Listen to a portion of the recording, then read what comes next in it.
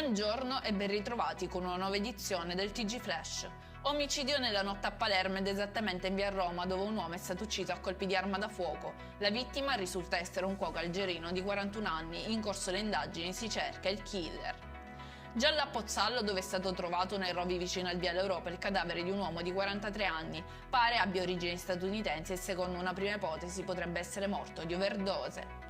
Ci spostiamo a Licata, dove un 22enne si è presentato al pronto soccorso con una ferita da colpo di arma da fuoco alla gamba. Il ragazzo non avrebbe fornito informazioni sull'accaduto, le forze dell'ordine indagano sul caso. Minaccia l'ex e scena suicidio in diretta social per ritornare insieme. È stato arrestato un 44enne di Pozzallo per atti persecutori nei confronti dell'ex compagna. La Repubblica è grata alle forze armate, lo dichiara il presidente Sergio Mattarella in un messaggio inviato al ministro della difesa in occasione del 4 novembre, festa dell'unità nazionale delle forze armate. Per questa edizione è tutto, il prossimo appuntamento questa sera alle ore 19:30. Arrivederci.